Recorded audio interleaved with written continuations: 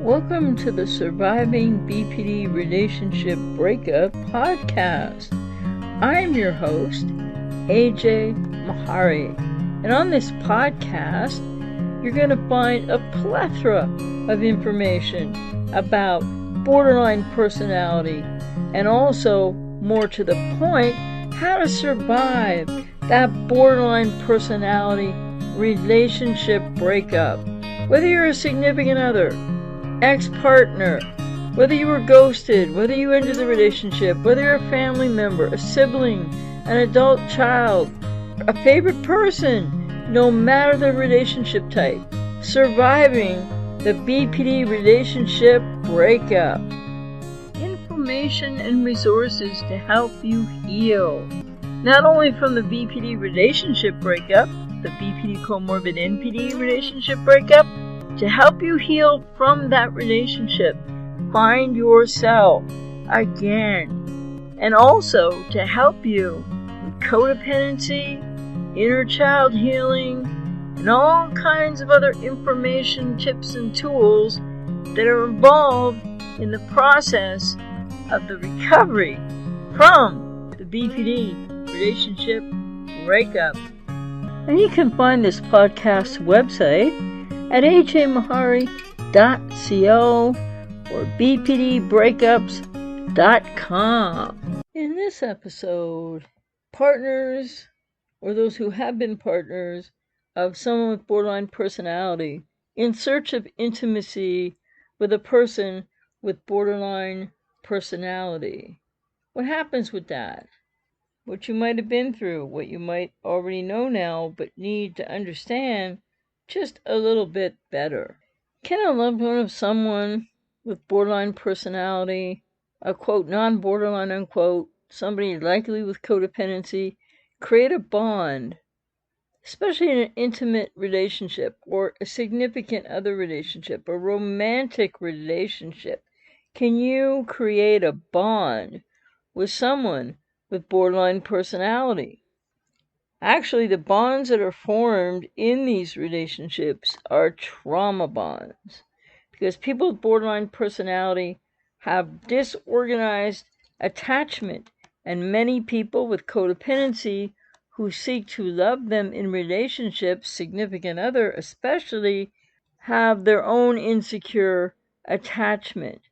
Borderlines have trouble bonding or attaching to a partner without feeling as if their psychological existence is threatened. Unless those with borderline personality are successfully treated to healing and being recovered, unless they successfully address the core wound of abandonment and attachment trauma, along with other things that might have happened in childhood that were very adverse experiences. This is so central to borderline personality. Intimacy is just too stressful.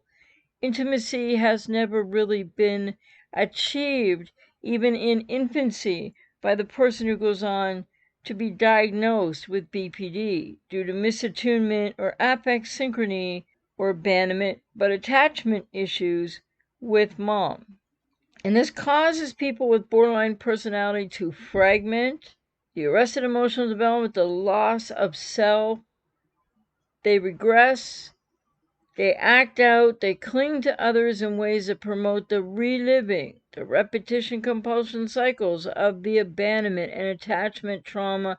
And in fact, for many people with BPD, their attempts to attach as young infants with mother became trauma bonded attachment, but disorganized attachment. They are totally in fear, maybe even terror, of anything that is intimate, becomes emotionally intimate, like commitment or trying to really be attached, because they had a relational rupture in childhood, early childhood, that they are bound to continue to repeat over and over in the many ways they do this now. Often, there'll be a final devaluation, a final splitted evaluation, and they will ghost you, or you might have to break up and leave them. But all too often there'll be abusive behavior, and it's not healthy intimacy. And like I said, attachment to somebody with BPD for codependency, it's not usually a secure attachment, and there's a lot involved there. But for the person with BPD untreated, there's no attachment really. It's disorganized, and therefore you end up in a trauma bond. Borderlines are unable to congruently bond or attach to a partner in any healthy way because they were unable to successfully master this in early childhood, infancy to toddlerhood, and they lost their original self. They've no sense of self, and they have not yet mastered, unless they get significant therapy, the separation individuation phase of development in early childhood, which happens around, beyond the age of 2 in that area. But the emotional arrested development for those who go on to have BPD happens before or by the age of 2. Intimacy with borderlines is difficult to only at best intermittent because they wreak so much havoc and chaos and drama, often are abusive in relationships due to either fear of abandonment or fear of engulfment, the approach avoidance conflict. When they try to relate to someone intimately, the stress creates the rise of a myriad of false self-defenses that push others away. The push and the pull. Most with borderline personality have not learned how to regulate or modulate the dysregulated emotions that are triggered by trying to have any flux whatsoever between distance and closeness. So approach and avoidance conflict is either they're in fear of abandonment or fear of engulfment. Fear of abandonment is come closer, get away closer, pulling you in. Fear of engulfment is pushing you away, splitting to devalue you, and sometimes ghosting you in a devaluation split process, but it's not always the first time they're going to split you to devaluation that this will happen. According to N. Gregory Hamilton, MD, in his book, Self and Others, object relation theory in practice, struggles between closeness and autonomy gradually subside as rapprochement resolves. The child finds an optimal distance. The intensity and duration of temper tantrums decrease. Emotions become more modulated, and a new emotional repertoire emerges, unquote. However, people who go on to be diagnosed with BPD do not reach the rapprochement phase. It involves also separation, individuation. They have arrested emotional development prior to this. Closeness for the borderline brings with it the terror of annihilation of engulfment, the re-experiencing of the loss of the authentic self, whereas distance is experienced as either pending re-abandonment or engulfment fear, which feels also like it will annihilate them, with the anxiety of the death instinct. But people with BPD untreated have no idea what they're experiencing. They just know it's dysregulated emotion. They can't handle their emotions. It could be panic, it could be fear, it could be terror, it could be all three and more. So this propels people with BPD often into rage, which is at the heart of the borderline need to punish and seek revenge, out of that annihilation fear, out of all they're experiencing, that they will aim and externalize out at you if you're the significant other or you're dating somebody with BPD, the boyfriend, girlfriend, because they're defending against loss of self. It's a repetition compulsion. It's really not about you at all. It's important to note that there's a common thread of rage, and even in those who are quiet borderlines, there's rage, but it doesn't get externalized. Some people with BPD rage outright express that anger, and it's obvious, right? And like I said, others with quiet BPD, they will have the expression inwardly, but they may withdraw, and then people feel as though they're being given the silent treatment, which is the result of the quiet borderline's withdrawal. Quiet borderlines tend to internalize their anger, and they often experience a significant amount of depression and withdraw into an aloofness or a punishing silent treatment, as I said. Whether someone with borderline personality is a quiet, acting in borderline, or a more classic and more easily recognized raging or acting out borderline, the rage that results from the core wound of abandonment and attachment trauma in each is his or her own style, which is finding a way through their own presentation and manifestation of elaborate patterns of defense mechanisms to evade any consistent, congruent, or age-appropriate intimacy because they get too severely triggered whenever that intimacy is almost achieved, whenever there's that closeness, which won't last long and to which they have a lot going on, and then often that's when they're about to split you to devaluation, and often that's a ghosting thing these days, but it didn't used to be, but it can be part of the cycle of the bad negative side of the relationship until they come back to an equilibrium of mood, which can take various different times for various different individuals with BPD. Borderlines need to find their way to the kind of therapy that will make it possible for them to learn how to relate in ways that aren't abusive to others, self-abusive, self-defeating, and in some cases, even criminal. They need to be helped to heal their abandonment trauma and attachment trauma and other core woundedness so they can emotionally and psychologically mature. Because people diagnosed with BPD untreated have not emotionally grown up at all. So they're adults intellectually and chronologically, but walking around with a really young and fragmented and unknown self that is still very much a young child in distress. Some borderlines can and do terrible things and cause untold pain and chaos in their own lives and the lives of those who get close to them, love them, try to love them, and care about them. Though everyone with BP is responsible for his or her own behavior, most deeply regret not only their pain, but the pain they cause others. However, it takes treatment for them to even realize the pain that they may well have caused you. And don't pin your hopes on waiting for them to get therapy, because it takes, according to Dr. John Gunderson, 8 to 16 years for BPD recovery. It's not correct to assume that due to the way in which many with BPD treat others, that they have no conscience or remorse or the capacity for compassion or empathy, which can be compromised to absent when they're triggered to dysregulated emotion.